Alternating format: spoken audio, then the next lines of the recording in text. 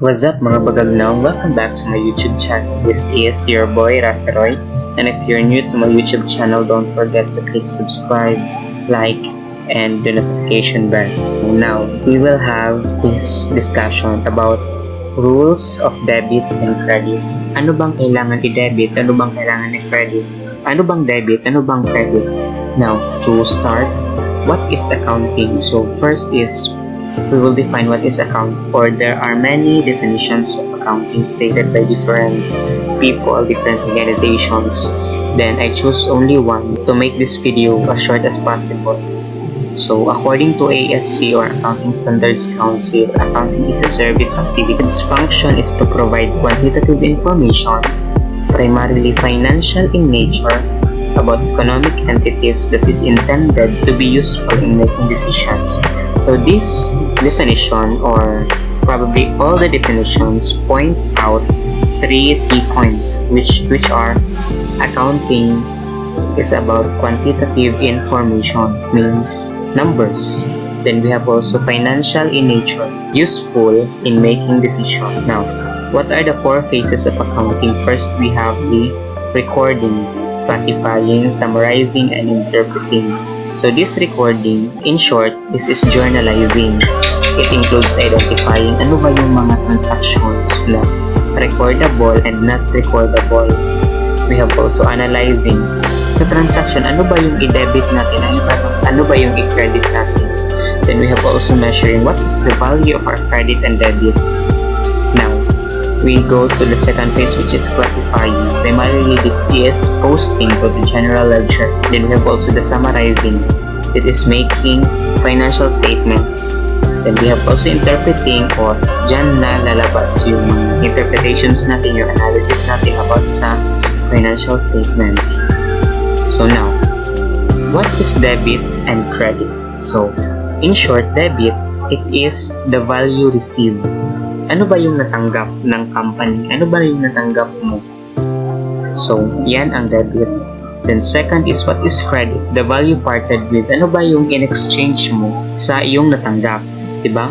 So, ano ba yung kapalit? Ika. So, let's say for example, if I give you a spoon and you will give me a fork in exchange, determine your debit and credit. So, kung bibigyan kita ngayon ng spoon, tapos bigyan mo ako ng fork, ano ang debit mo sa iyong book? Ano ang i-record mo as debit? Ano ang i-record mo as credit?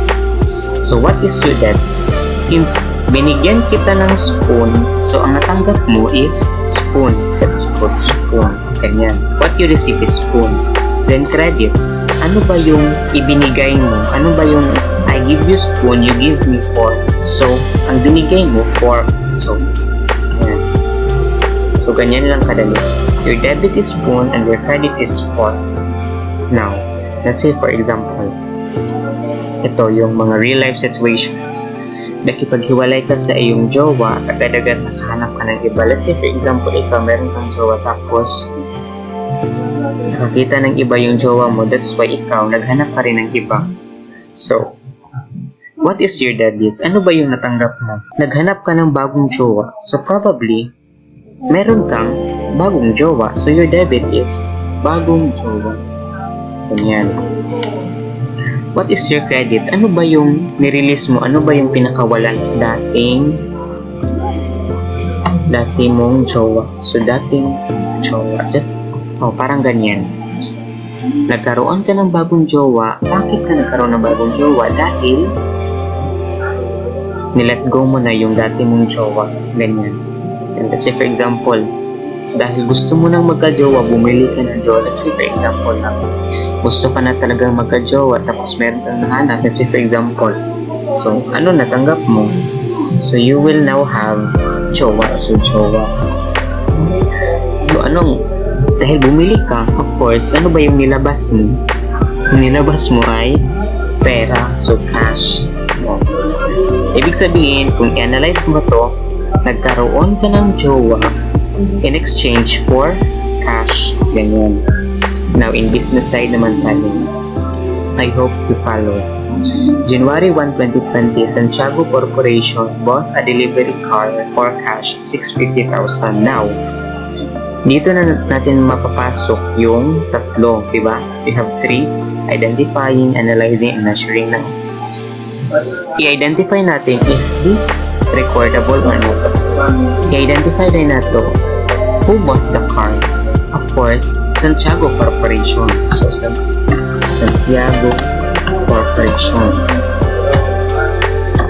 Now, what is the debit? Ano ba yung natanggap ni Santiago Corporation? So, ang natanggap ni Santiago Corporation, Santiago bought a delivery car for cash. So, bumili si Santiago ng delivery car.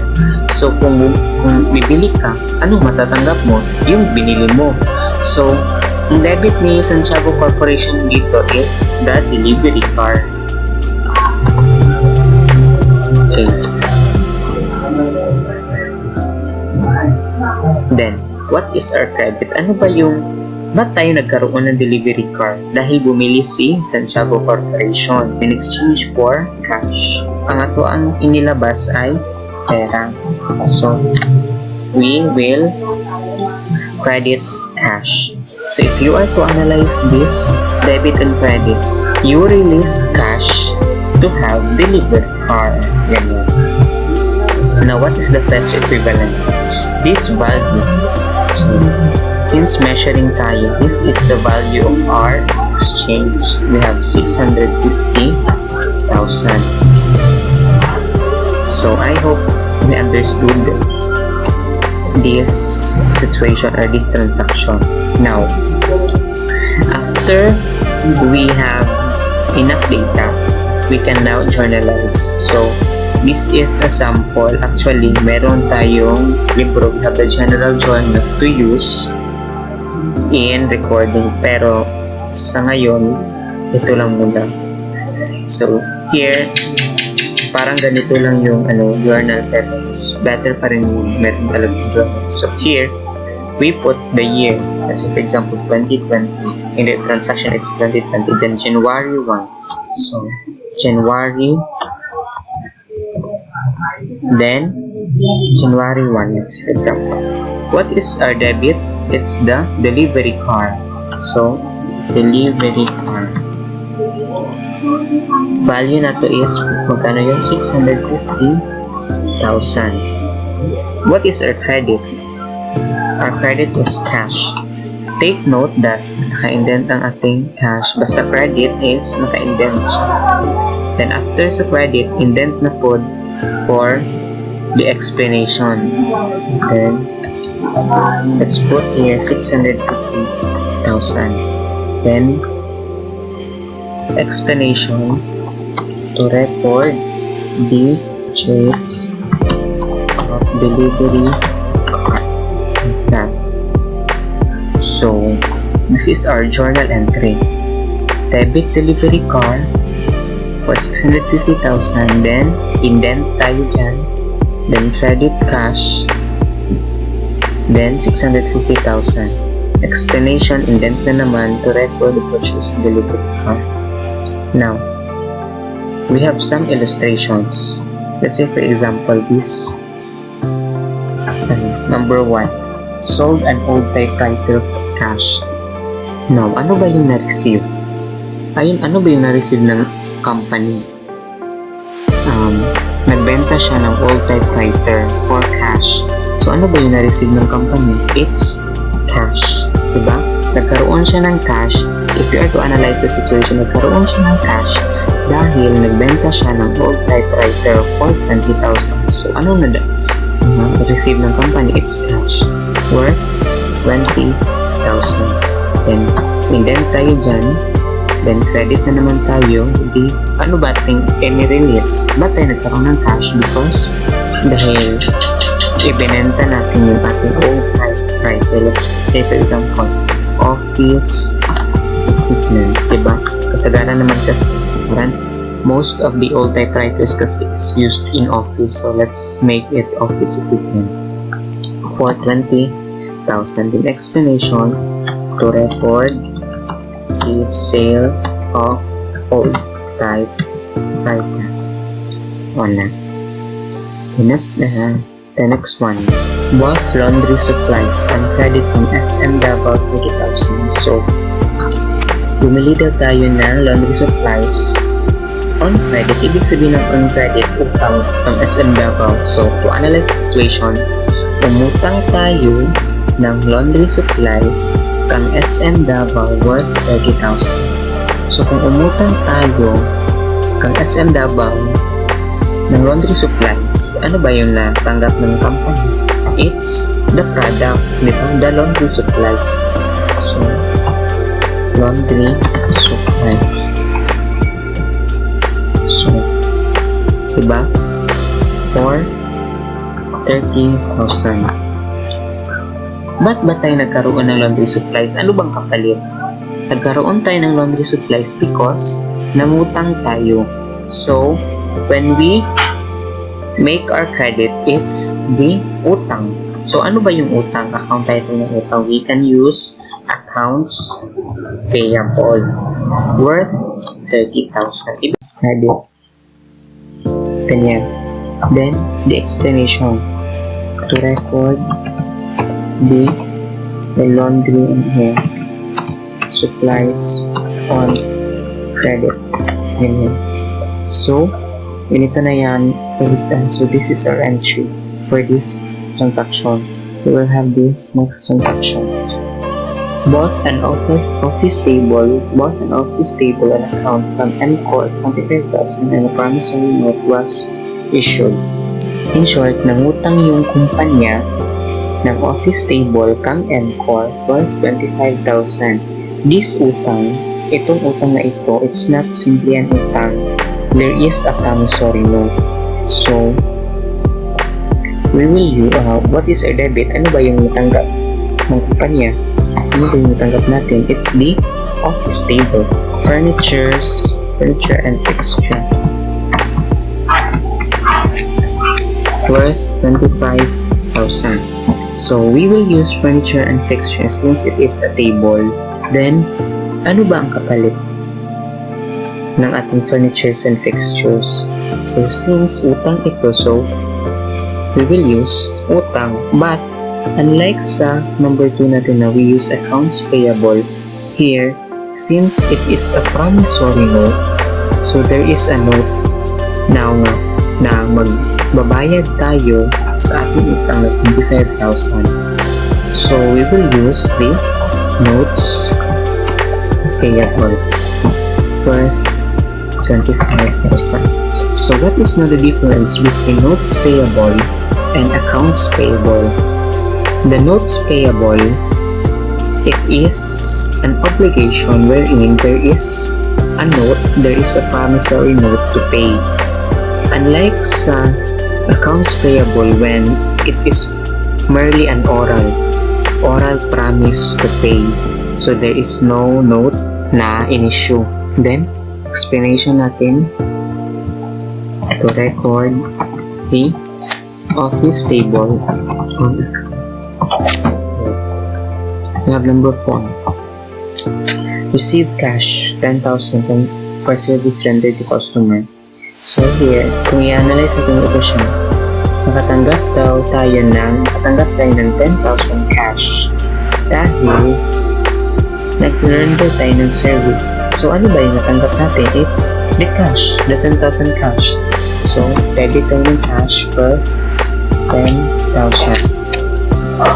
Then, ba't tayo nagkaroon ng cash? Because we render service. So, that is an income. So, because we render service is our income, that is why we use the service income. So, to analyze the situation, we receive cash because of the service we render. So, to record the service income for cash.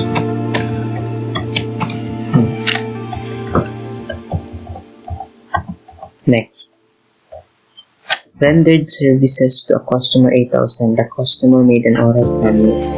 So, take note of the oral promise. Nag-render na tayo sa customer and then the customer said or orally said that she or he will pay us. So it might be it is a receivable in our part, di ba? So nagkaroon tayo ng receivable or kukolektahin because within the service we put accounts receivable worth 8,000. Nagkaroon ang kumpanya ng receivable from customer. Why? Because within their service. So, we credit service income worth 8,000. So, the same siya dito sa taas, but it differs only with our debits because here, we use cash because the customer paid us. Unlike here, the customer did not pay us. It is a receivable in our part. So, we have now a receivable because of the service income we rendered. Because of the service we rendered. As mentioned for record, the service income on account. So, ganyan lang siya. I hope you understood. Render services to customer total. The customer give his written funds. Okay. So there is a bit difference between the receiving transaction and this number 6 because number 5 it says oral promise and number 6 it says written promise. So now the same with the payable we made earlier. It is the same with this because the customer wrote a note to pay, so we will have the notes receivable worth 12,000. Then, ba't tayo nagkaroon ng notes receivable? Because we rendered service, so service income worth 12,000. For explanation, record the service income with promissory note. We have the number 7. Mr. Alfredo Salazar invests cash of 600,000 in the business. So now, ano ba yung natanggap ng business? It's the cash invested by Salazar. So, Salazar is an investor, diba? Salazar. So, the business received cash. So, ano ba yung natanggap ng company? It's the cash. Cash worth 600,000. Ano ba yung ating i-credit? Ano ba yung ba't ba tayo nagkaroon ng cash? It's because Salazar, Mr. Salazar invested, di ba? So the reason because Salazar invested and that investment is our credit. We will use Mr. Salazar capital because that is the investment of Salazar, Mr. Salazar. To record the investment.